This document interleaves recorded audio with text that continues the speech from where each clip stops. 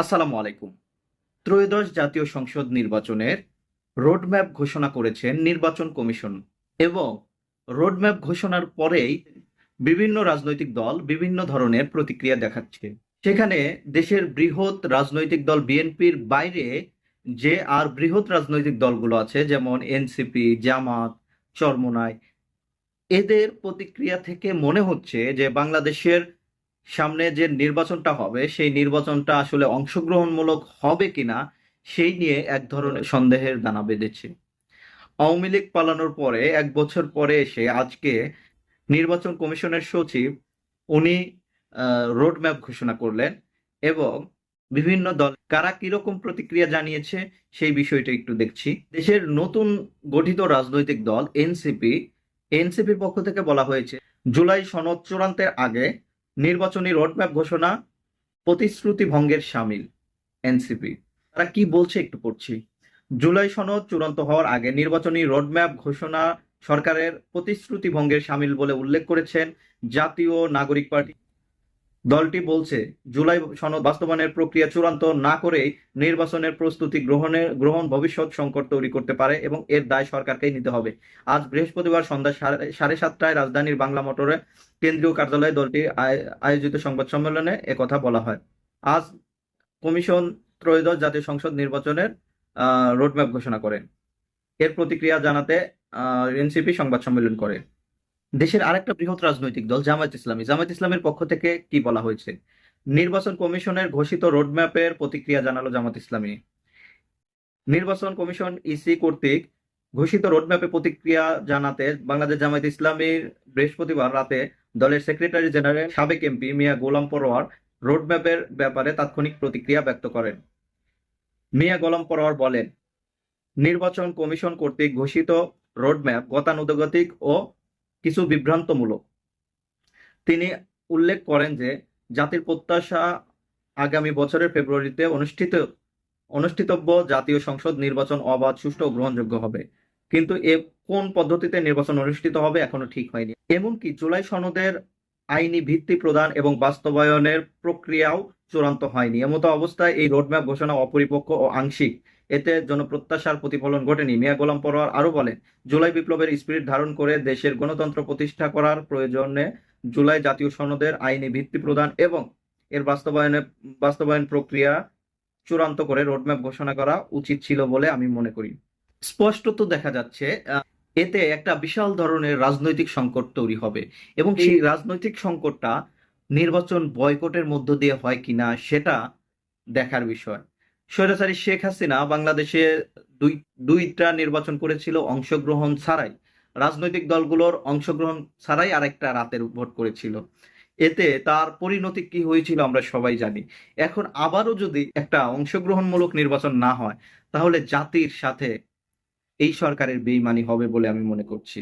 এখন আওয়ামী লীগ বাংলাদেশের রাজনীতিতে নেই, তারা নির্বাচন করতে পারবে না, কিন্তু জামাত এবং এনসিপি ইসলামী আন্দোলন যদি এই নির্বাচন বয়কট করে তাহলে ভবিষ্যৎ সংকটটা আরো গভীর হবে এবং বাংলাদেশে একটা অস্থিতিশীল পরিবেশ তৈরি হতে পারে বলে আমার মনে হচ্ছে।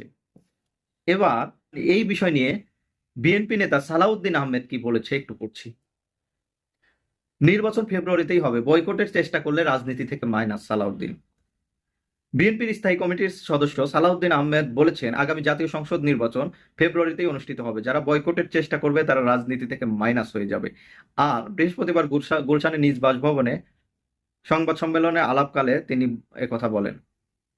বিএনপির এই নেতা বলেন, জাতীয় সংসদ নির্বাচন ফেব্রুয়ারিতেই হবে। যারা বিভিন্ন বক্তব্য দিচ্ছে যে দাবি পূরণ না হলে, সংস্কার পূর্ণাঙ্গ না হলে, বিচার পূর্ণাঙ্গ না হলে নির্বাচন হবে না, এগুলো মাঠের বক্তব্য। তিনি বলেন, প্রধান উপদেষ্টা স্পষ্ট করে তার ভাষণে বলেছেন যেসব সংস্কার প্রস্তাবে ঐক্যমত প্রতিষ্ঠিত হয়েছে সেগুলো পরবর্তী নির্বাচিত জাতীয় সংসদে বাস্তবায়ন সমস্ত পদক্ষেপ নেওয়া হবে। এই প্রতিশ্রুতি আমরাও দিয়েছি, আমরা জাতীয় সনদে স্বাক্ষর করব। এখন প্রশ্ন, কারা নির্বাচন বিলম্বিত করতে চায় অথবা বিলম্ব হোক, অনিশ্চিত হোক, সে পরিবেশ সৃষ্টি করতে চায় অথবা হয়েছে এটা বলা যায়, বলেন সালাউদ্দিন। তিনি আশা প্রকাশ করেন তাদের মধ্যে যেন এই রিয়েলাইজেশন আসে যে একটা গণতান্ত্রিকভাবে সুষ্ঠু, নিরপেক্ষ, অবাধ ও বিশ্বাসযোগ্য নির্বাচন অনুষ্ঠান ছাড়া জাতির সামনে আর কোনো বিকল্প নেই। এই হচ্ছে সালাউদ্দিন আহমেদের কথা। এখন সালাউদ্দিন আহমেদ এক ধরনের হুমকি দিয়েই বললেন যে যারা নির্বাচন করবেন না তারা মাইনাস হয়ে যাবেন। যদি এইটাই হয় যে মাইনাস হয়ে যাবে, তাহলে সেটা আমার আমার মনে হচ্ছে তাদের শরিক যেসব দল তাদেরকে মিন করেই বলেছে। কারণ বাংলাদেশ জামায়াত ইসলামী বা এনসিপি এরা আগে তো নির্বাচন করেননি, তো তার জন্য তো তারা মাইনাস হয়ে যায়নি। কিন্তু যারা নির্বাচনগুলো বয়কট করেছে তারাই আরো শক্তিশালী হয়েছে। এর উত্তম উদাহরণ হচ্ছে বিএনপি নিজেই। বিএনপি নির্বাচনগুলোতে অংশগ্রহণ না করার কারণে তারা আরো পপুলার হয়েছে, এবং জাতীয় পার্টি নির্বাচনে অংশগ্রহণ করার কারণেই তারা ধীরে ধীরে ধীরে ধীরে বিলুপ্ত হয়ে গেছে। এই জন্য বলতে চাই, বাংলাদেশে যে নির্বাচন একতরফা যদি নির্বাচন করা হয় সেটা ভালো কিছু বয়ে আনবে না বলে আমার মনে হয়। এবং ভবিষ্যৎ কোন পদ্ধতিতে নির্বাচন হবে সেটা এখনো পরিষ্কার হয়নি। জুলাই সনদ এখনো পর্যন্ত বাস্তবায়ন হয়নি, এখনো পর্যন্ত জুলাই ঘোষণাপত্রটা বাস্তবায়ন হয়নি। তাহলে এই হঠাৎ করে নির্বাচনী রোডম্যাপ কেন? আওয়ামী লীগ বিচারের রোড ম্যাপের আগে বাংলাদেশে কোনো নির্বাচন নয়, এই বক্তব্যে সকল রাজনৈতিক দলের ঐক্যমত হওয়া উচিত। আওয়ামী লীগ বিচারের রোড ম্যাপ আগে দিতে হবে, তারপরে নির্বাচনের রোড ম্যাপ। কিন্তু আওয়ামী লীগ বিচারের রোড ম্যাপ না দিয়েই একটা নির্বাচনের রোড ম্যাপ কেন? ফেব্রুয়ারিতে নির্বাচন হোক, এটা তো কেউ বলেনি যে এটা না হোক।